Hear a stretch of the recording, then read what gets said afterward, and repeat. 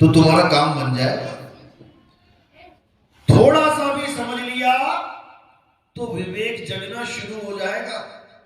और एक बार अगर विवेक जगना शुरू हो गया फिर ये धूमधाम तक पहुंच के ही मानेगा। विवेक चीज ही ऐसी है, एक बार तुम्हें सच झूठ की परख करनी आ गई तो सारी उम्र तुम्हें कोई बेवकूफ नहीं बना सकता। उसी वक्त विवेक चालू हो जाएगा, उसी वक्त सही है गलत है, सच है झूठ है, नकली है असली है, उसी वक्त। और जो भोंदू है जिसको पता ही नहीं है सच और झूठ में फर्क क्या है, जिसको पता ही नहीं है कि असली और नकली में फर्क क्या होता है, वो लुट जाते हैं। लुट गया रे व्यापारी परख बिना। अरे तुम दाल लेने जाते हो, चावल लेने जाते हो, तुम कुछ भी सामान लेने जाते हो, देखो कैसे उठा उठा के देखते हो। हाँ चावल ठीक है भैया कर देना 20 किलो, हाँ दाल ठीक है गलगड़ नहीं है भैया कर देना 10 किलो। बिना देखे कुछ नहीं लेते तुम। ये तुम्हारी परख शक्ति है जो परख रहे हो, बैग में उठा के देख रहे हो, गोल गोल घुमा के, छेद तो नहीं है इसमें। भिंडी को थोड़ा सा तोड़ के देख रहे हो, कराड़ी तो नहीं है कहीं ये। गाजर देख रहे हो तोड़ तोड़ के, हाँ ताजी है कि नहीं है, सब चेक कर रहे हो केवल एक चीज के अलावा। और वो क्या चीज है? गुरु का नाम। जो दे रहा है लेते जा रहे हो, जो दे रहा है लेते जा रहे हो। एक बार भी चेक नहीं करते ये गुरुजी ने सही नाम दिया भी है कि नहीं। इसीलिए इनकी दुकानें बड़ी से बड़ी, बड़ी से बड़ी, बड़ी से बड़ी होती जा रही हैं, क्योंकि कोई चेक करने वाला ही नहीं है। बताओ, साहिब समझा रहे हैं कि बिना चेक किए अगर गुरु से नाम ले लोगे तो धोखा हो जाएगा। और ये कोई 100, 50, 1000, लाख रुपए का धोखा नहीं है, ये 84 लाख का धोखा है। एक बार धोखा मिल गया इंसान जन्म में, 84 लाख बार जन्म लेने पड़ेंगे जानवरों के। इतना बड़ा नुकसान है ये। इसलिए अब सावधान हो जाओ, अब परखना शुरू कर दो। कैसे परखे नाम को? साहिब समझा रहे हैं, गुरु मेरे सभी बड़े, अपनी अपनी ठौर, शब्द विवेकी पारखी, सो माथे का मोर। जो गुरु तुम्हें शब्द विवेकी पारखी बना दे, कहते हैं वो माथे का मोर है। बाकी गुरुओं को प्रणाम है। कोई पत्थर पुजवा रहा है, ठीक है भैया शुरुआत तूने करवाई थी, कोई बात नहीं, अच्छी बात है। कोई मंत्र जपवा रहा है, ठीक है भैया तूने पत्थर छुड़वा के मंत्रों से जोड़ दिया, अच्छी बात है। कोई श्वासों की साधना में लगा दिया, ठीक है भैया मुंह से मंत्र छोड़ के हम श्वासों में लग गए, अच्छी बात है। कोई श्वासों से भी हटा के नाम में जोड़ देता है, अच्छी बात है। कुछ सुनवा दिया, धुन सुनने लग गई। लेकिन ये गुरु पूरे नहीं है, ये पूरे गुरु नहीं है, अधूरे गुरु हैं। साहिब समझा रहे हैं, जाप मरे अजपा मरे अनहद भी मर जाए। यानी इन गुरुओं ने तुम्हें ऐसा नाम दे दिया जो खुद ही खंडित हो जाता है, मर जाए यानी खत्म हो जाए।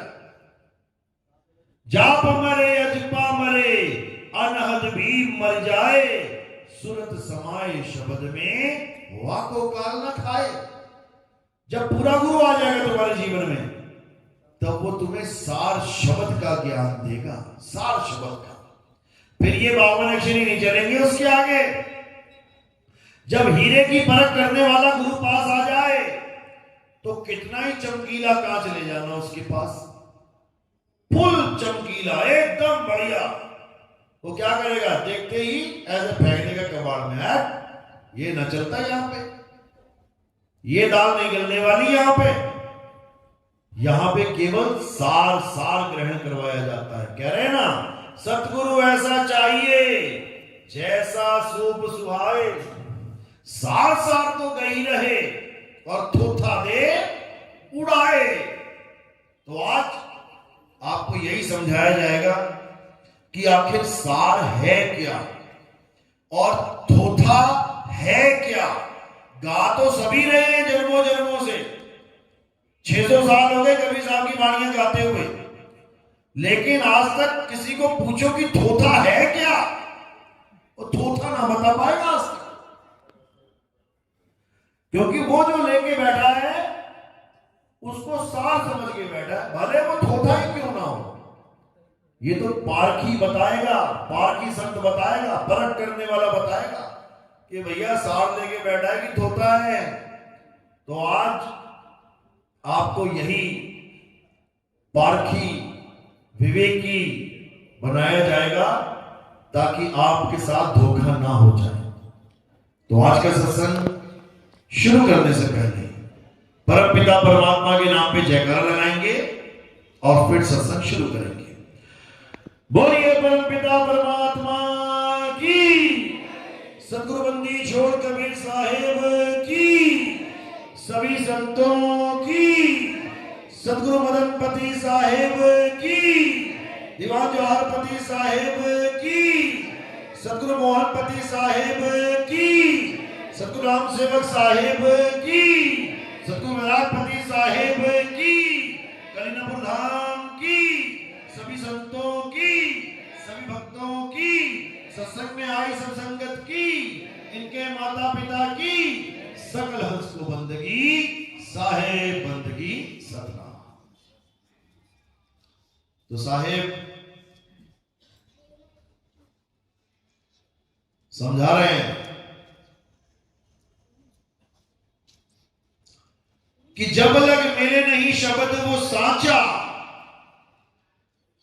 तब लग गुरु करो 10 पांचा। कई लोग कहते हैं अरे यार इसका तो काम ही नहीं है, इसको तो कोई और, ये हर साल नया गुरु बना लेता है।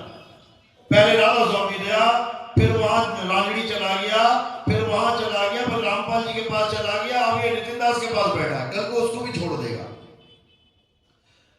ऐसे लोग ये कभी समझ ही नहीं सकते कि आखिर गुरु बनाया जाता है तो क्यों बनाया जाता है, आखिर गुरु को धारण कर रहे हैं तो क्यों कर रहे हैं, आखिर गुरु को अगर हम छोड़ भी रहे हैं तो क्यों छोड़ रहे हैं।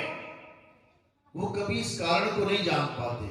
उनके दिमाग में क्या चीज फिट है कि एक बाप अब बदलेंगे नहीं, एक खसम अब बदलेंगे नहीं, एक गुरु अब बदलेंगे नहीं। उनके दिमाग में ये चीज फिट रहती है, जबकि ऐसा नहीं है, ऐसा बिल्कुल नहीं है। आप देखोगे कई बाप ऐसे हैं जो बच्चा पैदा होने पर छोड़ देते कहीं चौक वॉक पे, लड़की हो गई छोड़ आएंगे कहीं चौक पे। बाप तो वो भी है, बाप तो उसको भी कह रहे हैं ना, लड़की का बाप है, लेकिन वो बाप बाप जैसा काम नहीं कर रहा है। अब उस लड़की को जो उठा लेगा, दया भाव से उसको पालेगा, असल में उसका बाप कौन है? जो उसको पाल गया। कसम पे आ जाओ, पति पे शादी कर ली चाव चाव में बढ़िया, उसके बाद रोज दारू पी के रोज लट बजा रहा है, रोज मार रहा है, पीट रहा है, रोज घूसे मार मार के शक्ल बिगाड़ दी उसकी। अब क्या उसी पति के साथ रहना है क्या? उसी पति के साथ रहना है और अपनी हड्डियां तोड़वानी और एक दिन मर जाना है। जला देगा, फांसी पे लटका देगा, जहर खिला देगा, चाकू घोंप देगा पेट में, हजारों केस है, जाके देख लो। तो समझदार कौन होगी? जो उसको छोड़ के कहीं और अच्छे आदमी के साथ अपना घर बसा लेगी, नहीं तो मरो।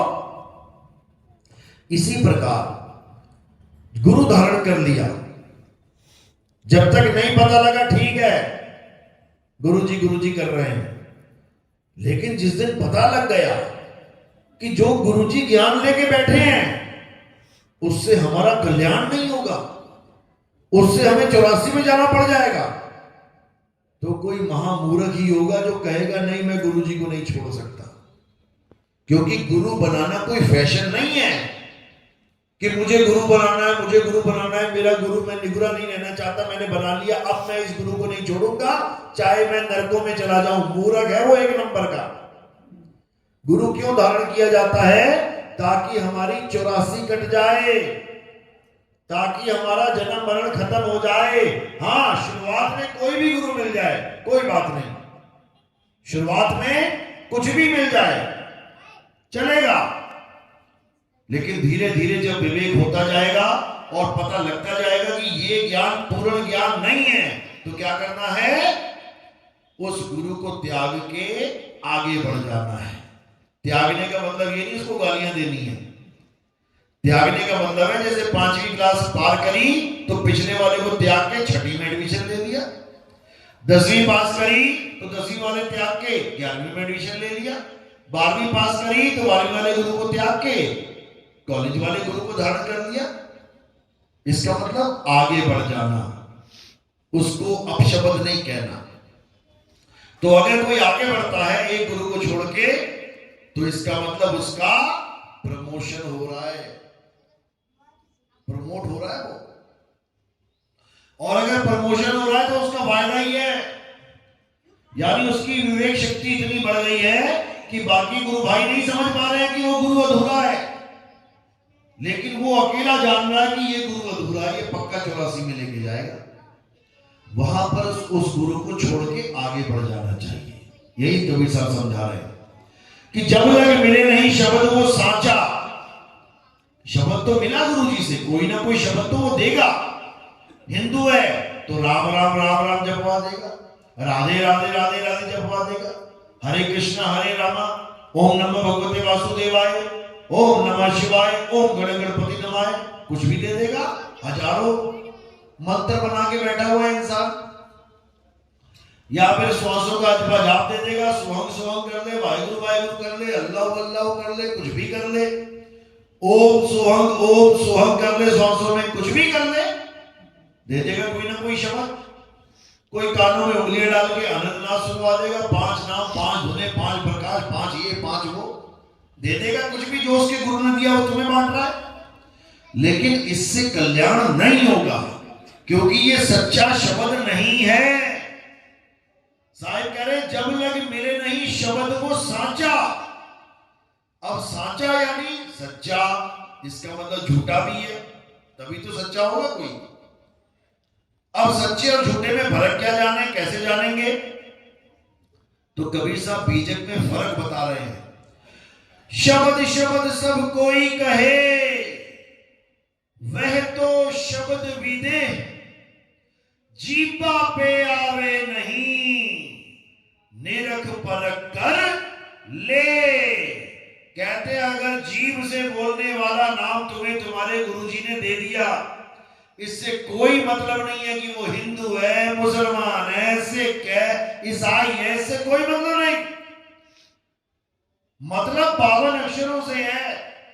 अगर 52 अक्षरों का नाम यानी आ इ ई उ ऊ का खा गा, इन अक्षरों के द्वारा स्वर और व्यंजन से बनने वाले शब्दों को अगर उसने दे दिया, तो तुम्हें फंसा दिया उसने।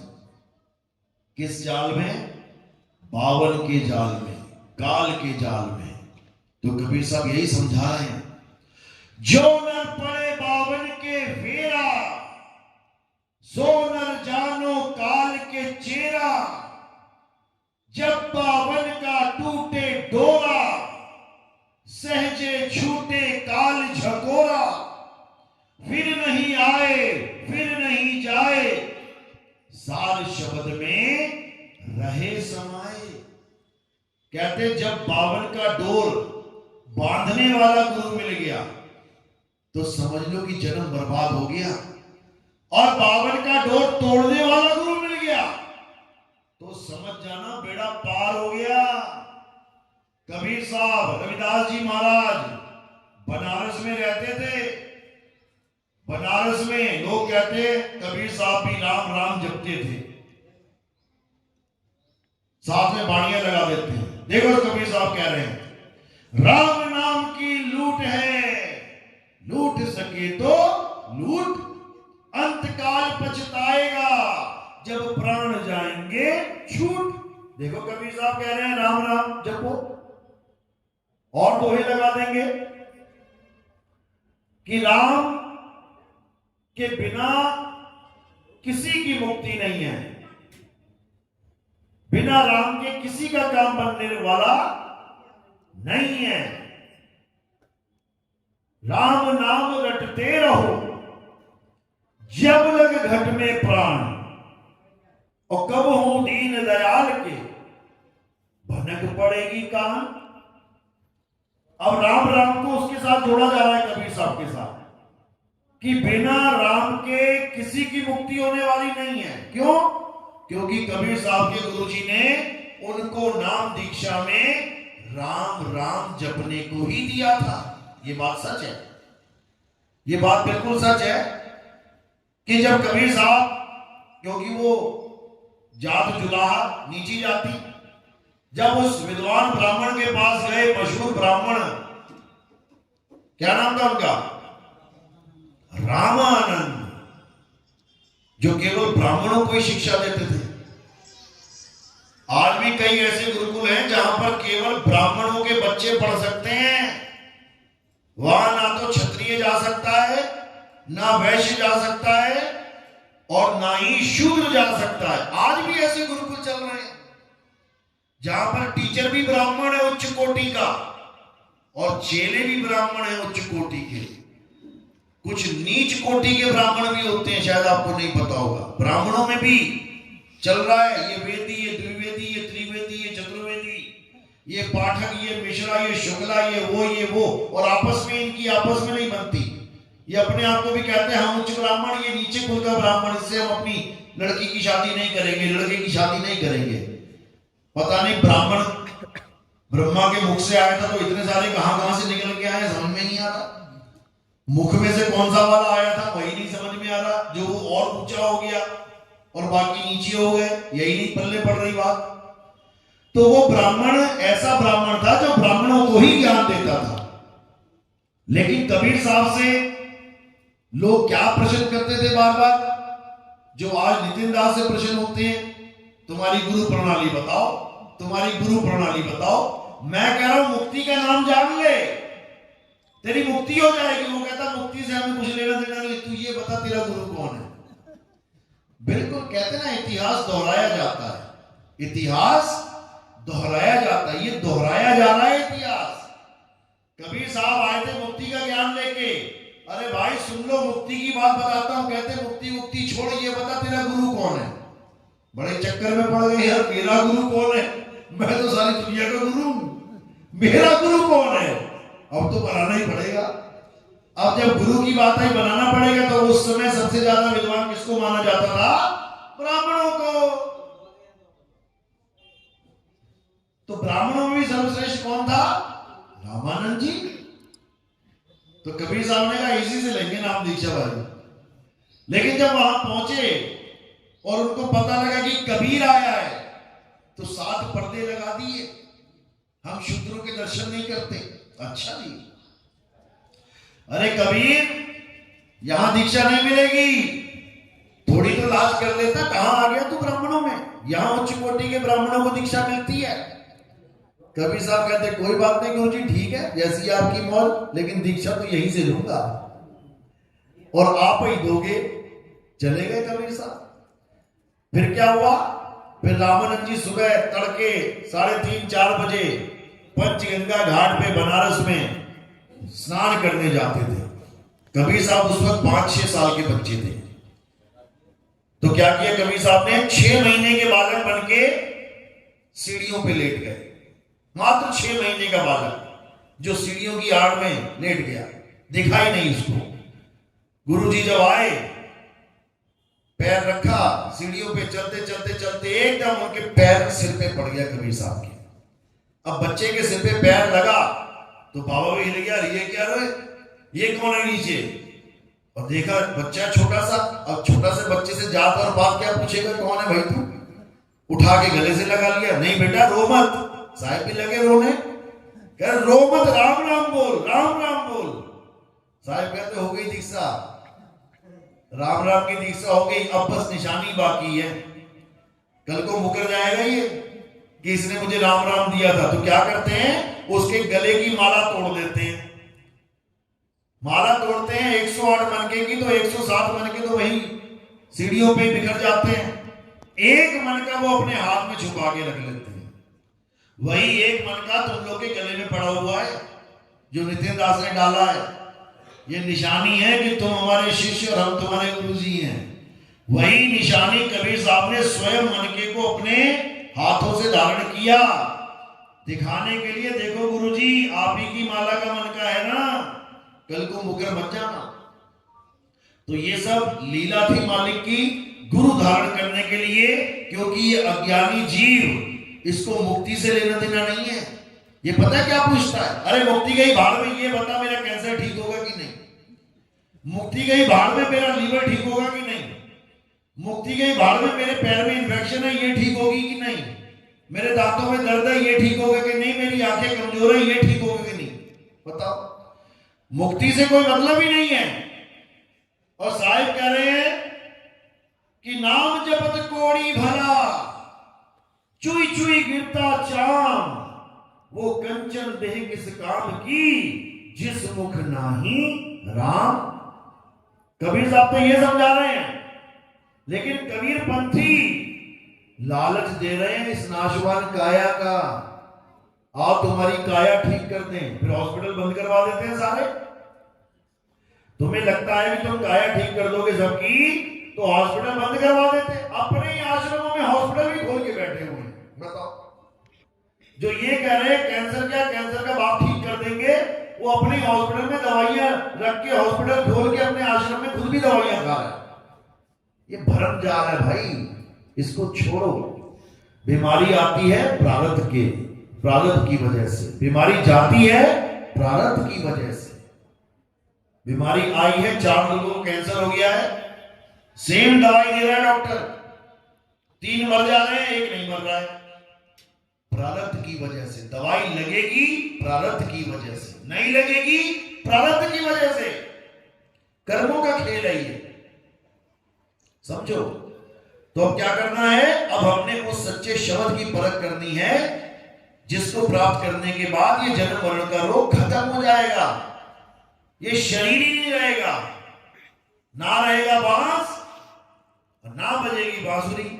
ये शरीर का खेल ही खत्म कर देंगे, क्योंकि अगर बार बार शरीर धारण करोगे तो ना करते भी तुम्हें बीमारियों का सामना करना पड़ेगा, मौत का सामना करना पड़ेगा।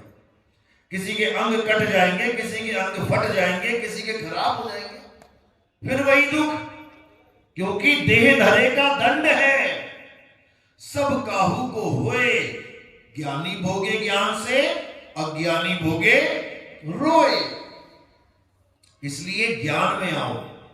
अब उस शब्द को जानो, जिस शब्द के द्वारा आपकी जन्म मरण से मुक्ति हो जाएगी। और वो शब्द क्या है? वो कोई 52 अक्षरी शब्द नहीं है, वो स्वर व्यंजन का मेल नहीं है। साहिब समझा रहे हैं, स्वर व्यंजन का मेल नहीं है, 52 का ये खेल नहीं है।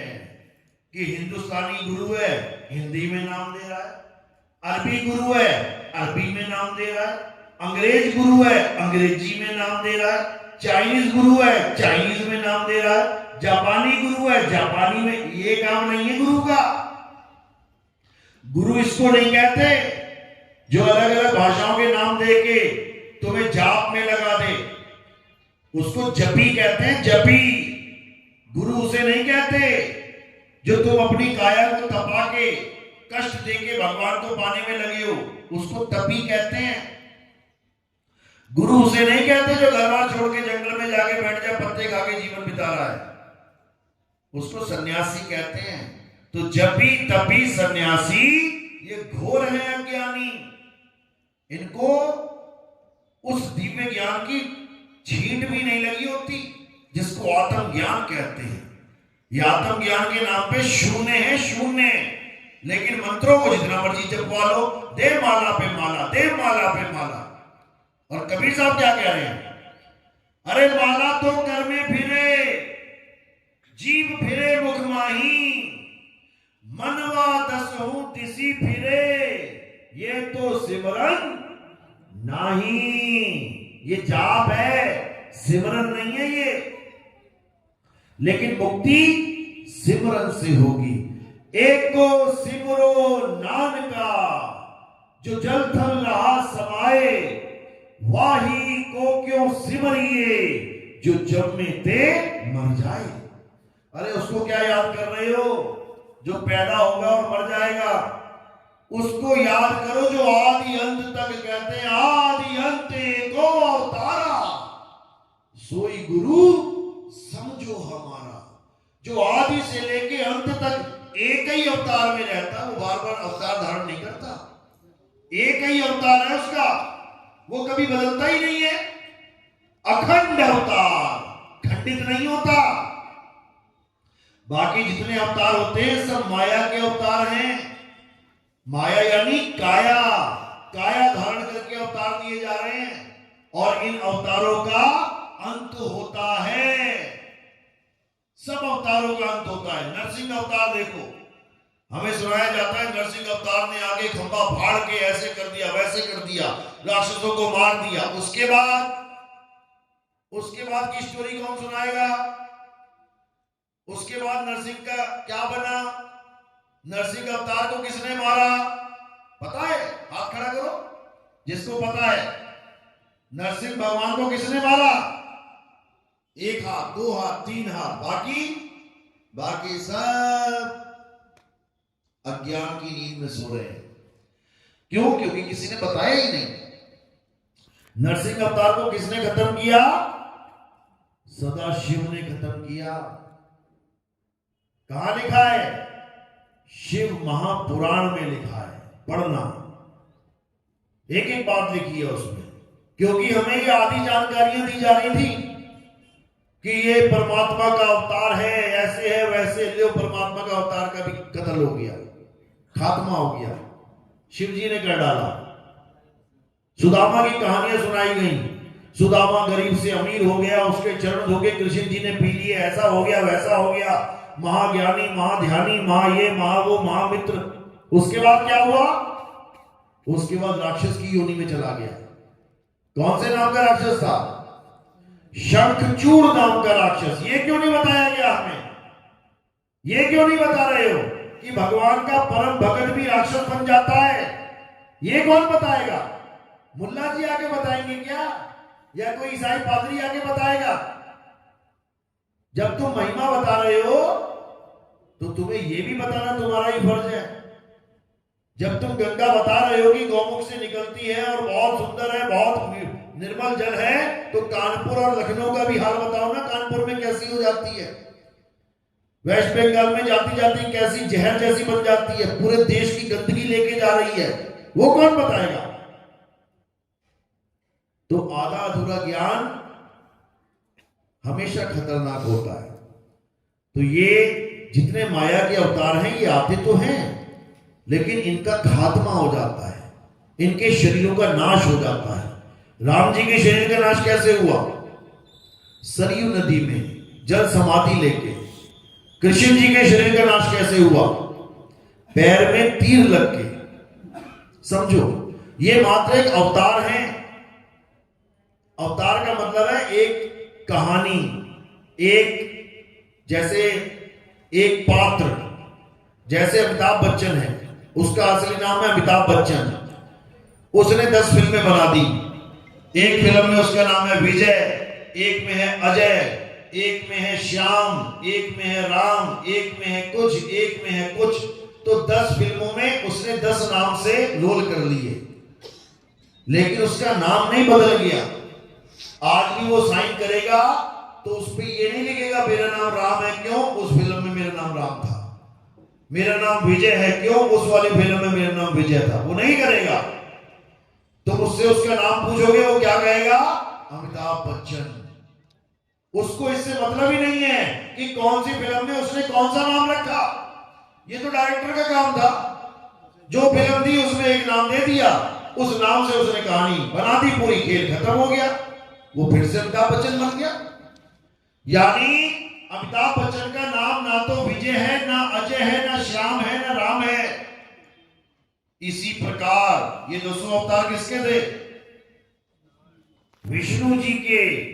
तो विष्णु जी का नाम ना तो मत्स्य है, ना वराह है, ना नरसिंह है, ना कुरुम है, ना वामन है, ना परशुराम है, ना राम है, ना कृष्ण है, और ना ही बुद्ध और कल्कि है। ये उनका नाम नहीं है। उनका नाम क्या है? विष्णु है। विष्णु उनका असली नाम है। और ये जो 10 पात्र हैं, पात्र क्या होता है? पात्र का मतलब क्या होता है? कहानी का पात्र। 10 कहानियां हैं, उसमें जो नाम रख दिया गया, आज उसी कहानियों के नाम को रटाया जा रहा है। हे राम, हे राम, हे कृष्ण, हे कृष्ण। बताओ, हे नरसिंह, हे नरसिंह कर ले, हे मत्स्य, हे मत्स्य कर ले, हे मछली, हे कछुआ कर ले। अरे उनके नाम नहीं है वो, तुम्हें भरमा दिया गया है। क्योंकि कोई भी कहानी, अगर वो कोई भी पात्र धारण करेंगे तो कुछ ना कुछ तो नाम रखना ही पड़ेगा ना। कुछ भी रख सकते। कृष्ण नाम नहीं होता तो कोई और नाम रख लेते, फिर तुम उसका जाप करने लग जाते। अगर उसका सच में नाम जानना है तो विष्णु है, विष्णु जी का नाम जपो ना। कोई नहीं जपता विष्णु जी का नाम।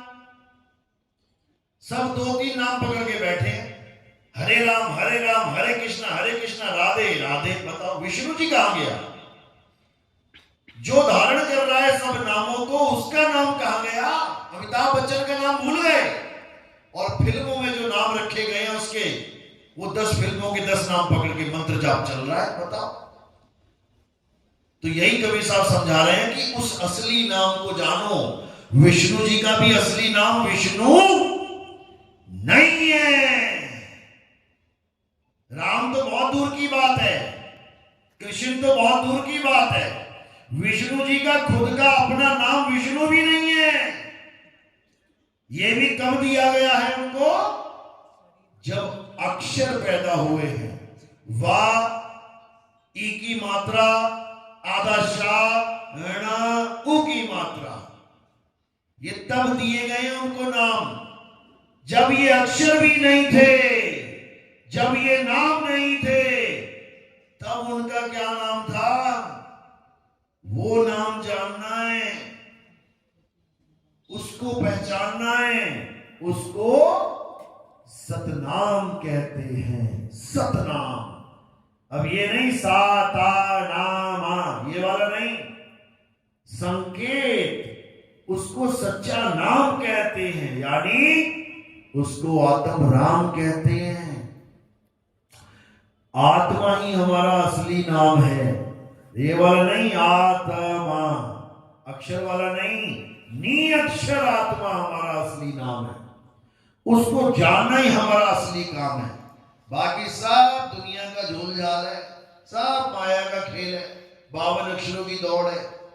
तो कबीर साहब यही समझा रहे हैं कि 52 अक्षरों से ही विष्णु नाम बनेगा, 52 अक्षरों से ही राम, 52 से ही श्याम, 52 से ही सारे नाम। तो क्या करना है? 52 अक्षर के खेल को समझ जाओ। साहिब समझा रहे हैं वाणी में, 52 अक्षर जोरे आन, सकियन अक्षर एक पहचान, सत का शब्द कबीरा कहे। सत का शब्द यानी सत का शब्द, सच्चा शब्द कबीरा कहे। पंडित हुए सो अनपढ़ रहे। अनभय क्यों रहे? क्योंकि अगर वो पंडित होगा तो वो जान जाएगा कि मेरा शब्द क्या है, आत्मा ही मेरा शब्द है। और जब उस शब्द का सिमरण करोगे, उस शब्द को याद करोगे, तो जिसको याद करोगे वैसे ही हो जाओगे। सत का शब्द कबीरा कहे, पंडित होए सो अनभय रहे। पंडित जन को एवं व्यवहार, ज्ञानवंत को तत्व विचार। जो ज्ञानी होता है वो तत्व पे विचार करता है, नाम पे विचार नहीं करता। एक तत्व के नाम बहुत, तत्व लीजिए पहचान। नाम पक्ष मत कीजिए, जो मन माने मान। कहते तत्व को जान ले। तत्व क्या है? पता लग गया? कि पानी तत्व है, ये मुझे चाहिए। अब इसके नामों के चक्कर में मत पड़। इसको जल कहते हैं, कि इसको वाटर कहते हैं, कि इसको नीर कहते हैं, कि इसको तोय कहते हैं, ये चक्कर छोड़ और तत्वदर्शी बन जा, तत्व प्रेमी बन जा, तत्वों का ज्ञान समझ। तो यही साहिब समझा रहे हैं। 52 अक्षर जोरे आन, सक्या ना अक्षर एक पहचान, सत का शब्द कबीरा कहे, पंडित होए सो अनपढ़ रहे, पंडित जन का एवं व्यवहार, ज्ञानवंत को तत्व विचार, जाके जीव जैसी बुद्धि होई, और कहे कबीर जानेगा सोई। मेरी वाणी पढ़ पढ़ के जिसकी जैसी बुद्धि विवेक होगा वो वैसा ही समझ लेगा।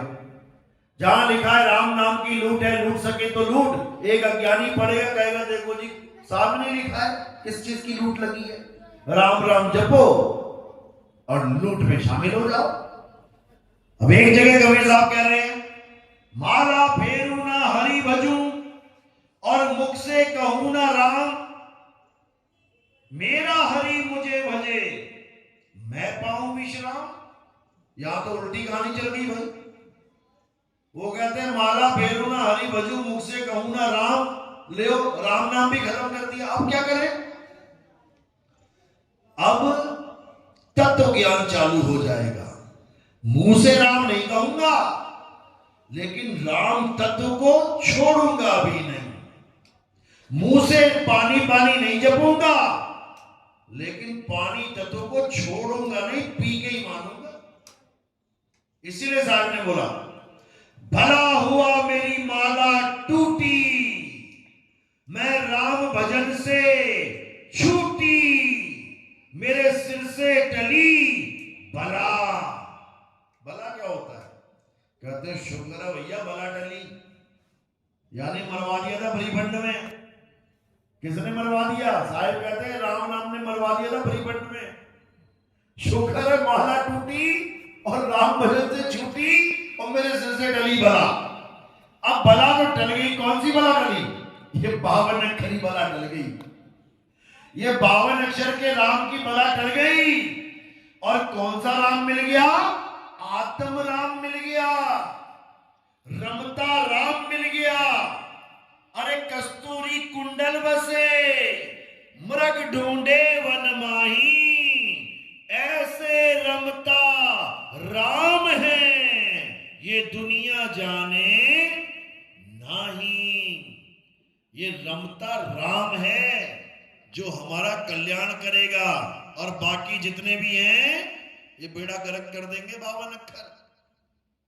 तो साहिब ने यही समझाया, 52 अक्षर लोक त्रय, सब कुछ इन्हीं माही, ये अक्षर खिर जाएंगे वो अक्षर इनमें नहीं।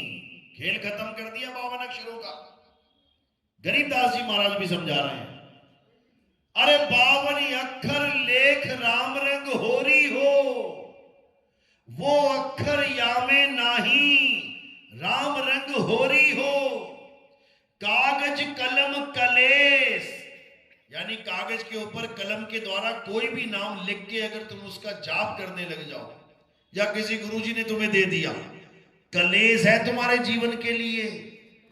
कागज कलम कलेस राम रंग होरी हो, वो रहा शेष का शेष राम रंग होरी हो। तो उस राम के रंग को जानने के लिए हमें तत्व ज्ञान में आना पड़ेगा। गीता में यही समझाया है। गीता में एक जगह भी नहीं बोला कि राधे राधे जप ले मैं खुश हो जाऊंगा, हरे कृष्णा जप ले मैं खुश हो जाऊंगा।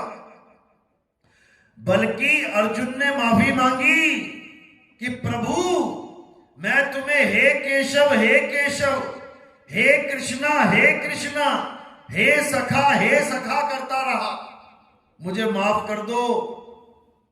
वो तो माफी मांग के छूट गया, अब तुम रटने में लगे हुए हो। संभल जाओ, अभी भी समय है।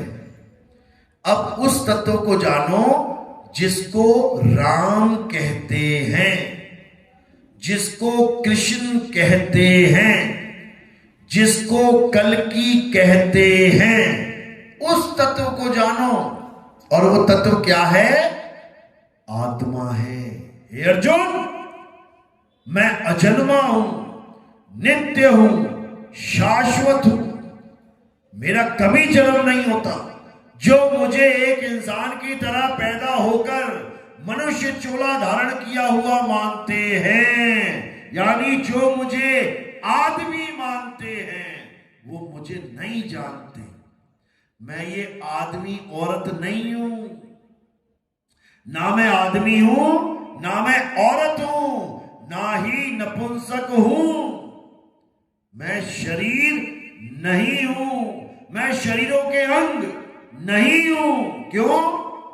क्योंकि ये शरीर नाशवान है, शरीरों के अंग नाशवान हैं, एक दिन जल जाएंगे, कट जाएंगे, खत्म हो जाएंगे। लेकिन हे अर्जुन, मैं कभी खत्म नहीं होता, मैं वो तत्व हूं। और अगर तुम मुझे जानना चाहते हो, यानी अगर तुम आत्मा को जानना चाहते हो, तो कहां जाना है? अध्याय 4 34वां श्लोक। हे अर्जुन, अगर तुम इस आत्मा को जानना चाहते हो, इस परम सत्य को जानना चाहते हो, तो ऐसे तत्वदर्शी संत की शरण में जाओ। मंत्र जपवाने वालों के पास नहीं कि वृंदावन चले गए थे, राधे राधे राधे राधे, इसकी बात नहीं चल रही है। तत्वदर्शी संत की बात चल रही है।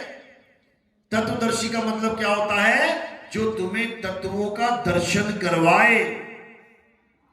जैसे एक चैनल था हमारे टीवी में, आता था 20 साल पहले, क्या नाम था उसका? सबसे पुराना चैनल हमारा दूरदर्शन। दूरदर्शन का मतलब क्या है? नाम जपवाने वाला। दूरदर्शन यानी दूर बैठे बैठे दर्शन करवा देगा तुम्हें वो, खेतों के, खलिहानों के, मंत्रियों के, संतरियों के, दूर बैठे हुए हैं लेकिन तुम्हें दर्शन हो रहा है, उसको दूरदर्शन कहते हैं। जैसे दूरदर्शी टेलीस्कोप को कहते हैं, दूरदर्शी दूरबीन, वो दूर मंगल ग्रह खुली आंखों से नहीं दिखाई दे रहा है, दूरबीन लगा दिखने लग जाएगा, तो उसको कहते हैं दूरदर्शी। एक होता है सूक्ष्मदर्शी, माइक्रोस्कोप। जब तुम्हारा ब्लड काउंट होता है, सेल्स काउंट होते हैं, तो स्लाइड के ऊपर खून लगा के माइक्रोस्कोप में रख दिया जाता है, कोई बैक्टीरिया, कोई वायरस चेक करने के लिए। तो वो माइक्रोस्कोप क्या करता है? छोटे से छोटे, सूक्ष्म से भी सूक्ष्म कण को बड़ा करके दिखा देता है, इसलिए उसका नाम रखा है सूक्ष्मदर्शी, यानी सूक्ष्म से भी सूक्ष्म जीवों का दर्शन कराने वाला। इसी प्रकार तत्वदर्शी मंत्र जपवाने वाला नहीं कि दे तेरी को ओम कलियम हरियम हरियम शरियम शरियम, ये जपी है, जपी।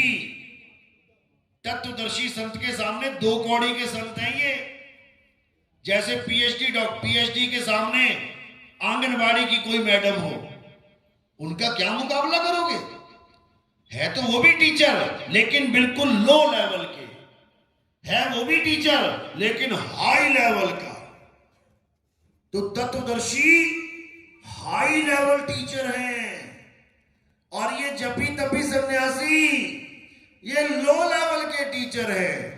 इसीलिए बोला साहब ने, गुरु मेरे सभी बड़े अपनी अपनी ठौर। ये ठौर बताई जा रही है उनको। कहते ना, तेरा कोई ठौर ठिकाना है? कहां रहता है? मैं झोपड़ी में रहता हूं। अच्छा, और तू? मैं भाई महल में रहता हूं। क्या मुकाबला है उनका? झोपड़ी में रहने वाले और महल में रहने वाले का क्या मुकाबला है? घर दोनों का है, वो उसका घर है, वो उसका घर है, लेकिन रहने में जमीन आसमान का अंतर है। इसी प्रकार तत्वदर्शी संत और एक मंत्र जपी संत में जमीन आसमान का अंतर है। उसके पैरों की धूल भी नहीं है वो जपी तपी सन्यासी।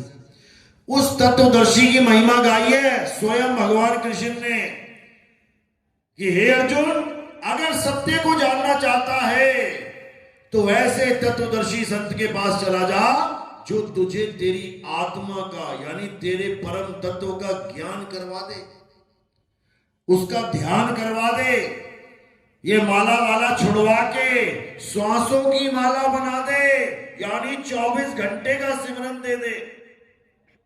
ये मंत्र मंत्र छोड़ के उस अजपा का जाप करवा दे। ये मंत्रों का जाप नहीं करवाना है, उस अजपा का जाप जो जपने में नहीं आता उसका भी जाप करवा दे।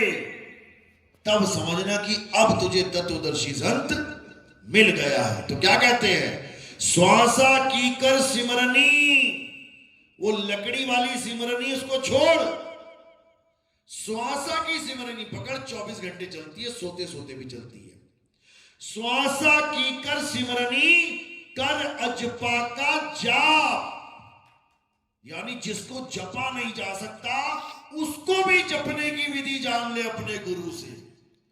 वो जपा नहीं जाता कि उसका कोई नाम जपोगे, लेकिन फिर भी जपना कहलाया जाता है कि मैं नाम जप रहा हूं। कह रहे श्वासा की कर सिमरनी कर अजपा का जाप परम तत्व का ध्यान धर। ये कहां से लेके आओगे? ये मंत्र जपने वाले ये परम तत्व का ध्यान कैसे करेंगे जब इनको तत्व ज्ञान ही नहीं है। मंत्र पकड़ के बैठे दिन रात, दे माला पे माला, दे माला पे माला। जितना करोगे माला पे माला, अंत में होगा सबका मुंह काला। समझ लो, ठगे जाओगे सारे, मारे जाओगे। क्योंकि भगवान का नाम जप के तुम कुत्ता नहीं भगा सकते, यमराज को कैसे भगाओगे? तुम एक कुत्ते से पीछा छुड़वा के दिखा देना, तुम्हारे पीछे पड़ जाए कोई बुलडॉग, पड़ जाए कोई पिटबुल, और तुम ले लेना भगवान का नाम जो तुम्हें आता है, कोई भी ले लेना।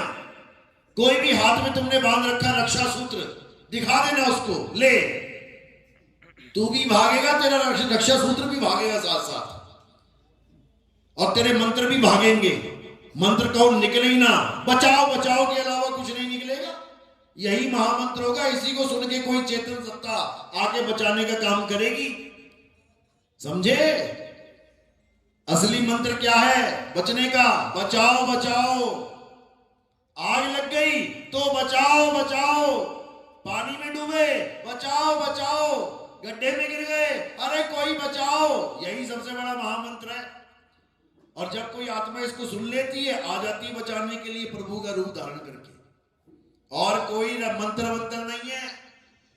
पता लगा गड्ढे में गिर गए और नाम जप रहे ओम नमो भगवते वासुदेव, कोई कहेगा भक्ति करना, रहने दे, पड़ा रहने दे वहीं पे। भक्ति कर रहा है, करने दे यार, डिस्टर्ब क्यों करना? कोई ना बचाएगा वहां पे। और ये मंत्र रट लेना 4 बार, बचाओ बचाओ बचाओ, कोई ना कोई सुन के आ जाएगा पक्का बचाने के लिए। तो इन मंत्रों जंत्रों को त्याग देना है। जब सच्चा गुरु मिलता है तो सारे नाम छुड़वा देता है और तत्व को लखा देता है। सोई गुरु पूरा कहावे, जो 2 अक्षर का भेद बतावे, एक छुड़ावे। कौन क्या छुड़ाएगा? ये जितने नाम हैं, फर्जी नाम, हिंदी के, पंजाबी के, उर्दू के, फारसी के, हिंदुस्तानी, हिंदू भाई हिंदी के नाम लट रहा है, मुसलमान भाई अरबी के नाम लटवा दिए। कैसे? नमाज अरबी में पढ़ रहा है, कलमा अरबी में पढ़ रहा है, अरबी के नामों के चक्कर में पड़ा है। ईसाई अंग्रेजी नामों के चक्कर में पड़ा है, इंग्लिश के नाम लटता चला जा रहा है। सिख भाई पंजाबी के नाम लटने में लगा हुआ है। ये सब नाम के ही पुजारी हैं, अक्षरों के पुजारी हैं। तो सतगुरु क्या करता है? इनसे इनके अक्षर ही छुड़वा देता है। एक छुड़ाए एक लखाए। हिंदू को उसका राम कहां है वो बता देता है, मुसलमान को उसका अल्लाह कहां है वो बता देता है। सिख को उसका वाहिगुरु कहां है, वो बता देता है। ईसाई को उसका गॉड कहां है, वो बता देता है। यानी अक्षरों को छुड़वा देता है और तत्व ज्ञान पकड़ा देता है। तब ये जीव निज घर को चला जाता है, फिर इसे कोई नहीं रोक सकता। लेकिन अगर ज्ञान नहीं हुआ, तत्व ज्ञान नहीं मिला, तो पक्का मरेगा। याद रखना, डेट ऑफ बर्थ सबको याद है अपनी, लिखते हो ना फॉर्म में, कोई फॉर्म भरते हो लिखते हो डेट ऑफ बर्थ, जन्म तिथि याद है सबको? हाथ खड़ा करो जरा, सबको याद है? जिसको याद है ना, ये पक्का मरेंगे एक दिन, पक्का मरोगे एक दिन। अगर तुमने अपनी डेट ऑफ बर्थ याद कर ली ना, तो पक्का मरोगे एक दिन। अरे तुम अजन्मे हो, तुम्हारा कभी जन्म नहीं होता, जन्म का भी मरण हो जाएगा, लेकिन तुम ना पैदा होगे और ना मरोगे। मृत्यु की भी मृत्यु हो जाएगी, तब भी तुम नहीं मरोगे। लेकिन तुम्हें ज्ञान ही ऐसा पकड़ा दिया है कि तुम छोड़ो, तुम्हारे भगवान भी मरेंगे। लिखा हुआ है सब में, ब्रह्मा जी की आयु इतनी है, उसके बाद ब्रह्मा जी भी एक्सपायर हो जाते हैं। विष्णु जी की आयु इतनी है, विष्णु जी भी एक्सपायर हो जाते हैं। शिव जी की आयु इतनी है, वो भी एक्सपायर हो जाते, सारे एक्सपायर कर दिए इन लोगों ने। कोई एक्सपायर नहीं होता। ना ब्रह्मा कभी मरता है, ना विष्णु कभी मरता है, और ना ही शंकर कभी मरते हैं। क्यों? क्योंकि वो शरीर है ही नहीं। इसी प्रकार ना तुम कभी मरते हो, ना हम कभी मरते हैं। क्यों? क्योंकि हम शरीर है ही नहीं, बस शरीर धारण कर रहे हैं, शरीर छोड़ रहे हैं, फिर धारण कर रहे हैं, फिर छोड़ रहे हैं। इसलिए माया की आंख देख रही है कि देखो पैदा हो गया मर गया, पैदा हो गया मर गया। लेकिन कौन? शरीर और आत्मा। हे अर्जुन, आत्मा अजन्मा है। आत्मा का ना तो कभी जन्म होता है, ना ही कभी इसकी मृत्यु होती है। अगर इस संसार में कुछ सत्य है तो वो केवल आत्मा है। उसी आत्मा का भेद बताने वाले गुरु को आत्मज्ञानी तत्वदर्शी संत कहते हैं, मंत्रदर्शी संत नहीं कहते। अरे तंत्र मंत्र सब झूठ है, इनमें न भर में कोई, और सार शब्द यानी आत्मज्ञान जाने बिना कागा हंस न होए। तो अब क्या करना है? अध्याय 3 17वां श्लोक। हे अर्जुन, जो अपनी आत्मा में रमण करते हैं, जो अपनी आत्मा में तृप्त हैं, जो अपनी आत्मा में संतुष्ट हैं, उनके लिए कोई धार्मिक कर्म कर्तव्य लागू ही नहीं होता। आजादी, कोई मंत्र जंतर पूजा पाठ हवन यज्ञ तीर्थ व्रत कुछ नहीं करना है। क्या करना है? हे अर्जुन, बस अपनी आत्मा में रमण करना है, रेत में रमण नहीं करना। वृंदावन में चले जाओ, रमण रेती में दे, रेत में लोटम लोट। रेत में लौटने के लिए 84 लाख योनियां बनी हुई हैं। सुअर बन जाना, खूब लौटना रेत में, खूब। इंसान जन्म रेत में लौटने के लिए नहीं बना है। इंसान जन्म मोक्ष का द्वार है, मुक्ति का द्वार है। और मुक्ति कैसे मिलेगी? अपनी आत्मा में रमण करके मिलेगी, तब कल्याण होगा, नहीं तो नहीं होगा। बात समझ में आ रही है? किस किस के समझ में आ रही है? आप खड़ा कर देना। बहुत अच्छी बात है। अभी गणेश चतुर्थी आएगी, सब लाइन में लगे मिलेंगे वहां पे। अभी रामनवमी आएगी, सब मंदिर के बाहर खड़े मिलेंगे। अभी शिवरात्रि आ गई, साहब भांग पीते हुए नजर आएंगे। ऐसा नहीं है। जो विवेकी होगा वो कभी बैक गियर नहीं लगाता। जो विवेकी होता है वो कभी पीछे नहीं जाता, वो आगे बढ़ता है। ठीक है, हमारे जीवन में मंदिरों का भी बहुत बड़ा महत्व है, इतिहास है। हमारे जीवन में मस्जिदों का भी बहुत बड़ा महत्व है, इतिहास है। हमारे जीवन में गुरुद्वारों का भी बहुत बड़ा महत्व है, उनका भी इतिहास है। इसी प्रकार क्रिश्चियनों के, ईसा मसीह के चर्चों का भी बहुत बड़ा महत्व है, इतिहास है। वो भी हमें किसी परम शक्ति से जुड़ने का संदेशा देते हैं। नाम अलग है, काम एक ही है। हिंदू नाम राम लेके बैठा है, ईश्वर लेके बैठा है, काम क्या है? सूरज चांद सितारे धरती आकाश पाताल बना के भगवान ने हमें यहां भेज दिया। मुसलमान नाम अलग है, अल्लाह, काम वही है, सूरज चांद सितारे धरती आकाश बना के हमें अल्लाह ने भेज दिया। सिख भाई नाम अलग है, अकाल पुरख, काम वही बता रहा है, ये सूरज चांद सितारे धरती आकाश बना के हमें दुनिया में भेज दिया। ईसाई नाम अलग है, गॉड, ये काम वही है, सूरज चांद सितारे धरती आकाश बना के हमें दुनिया में भेज दिया। अरे भैया कितने सूरज हैं यहाँ पे, यहाँ कितने आकाश है भाई, अरे कितनी धरती है यहाँ, कितने चांद घूम रहे हैं। अगर चारों अलग अलग होते तो 4 चांद लग गए होते, अब तक 4 चांद आज तक लगे ही नहीं, एक ही घूम रहा बेचारा। इसका मतलब एक ही पावर के 4 नाम रख दिए गए हैं। समझदार तो समझ जाएगा इस बात को, अज्ञानी लठ बजाएगा, सिर फोड़ेगा, अपना भी फड़वाएगा। ज्ञानी समझ जाएगा कि हाइड्रोजन ऑक्सीजन के 2 मॉलिक्यूल जुड़ते हैं, H2O बन जाता है। इस H2O का नाम हिंदुओं ने पानी रख दिया, अंग्रेजों ने वाटर रख दिया, किसी ने जल रख दिया, किसी ने नीर रख दिया, किसी ने तोय रख दिया। विवेकी तो समझ जाएगा भैया पंगा मत लेना, नाम के चक्कर में हाइड्रोजन और ऑक्सीजन पीने से मतलब है हमें, वो तो बच जाएगा। और जो विवेकी नहीं है वो पक्का लड़ जाएगा। बोल जय श्री राम, बोल अल्लाह अकबर। उसको अकेला मिल गया 4 लोगों को तो ये पीटेगा, वो अकेला मिल गया 4 लोगों को ये पीटेगा। ये नहीं पता तेरा बाप मेरा अब्बा एक ही है, एक ही है, एक ही परमात्मा, एक पिता, एकस के हम बालक। ये बात किसी के समझ में नहीं आ रही है, इसीलिए झगड़ा चल रहा है। तो अब क्या करना है?